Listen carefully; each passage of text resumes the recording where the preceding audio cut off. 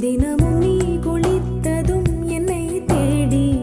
என் சேலை நுனியால் உந்தன் தலை துடைப்பாயே அது கவிதை திரு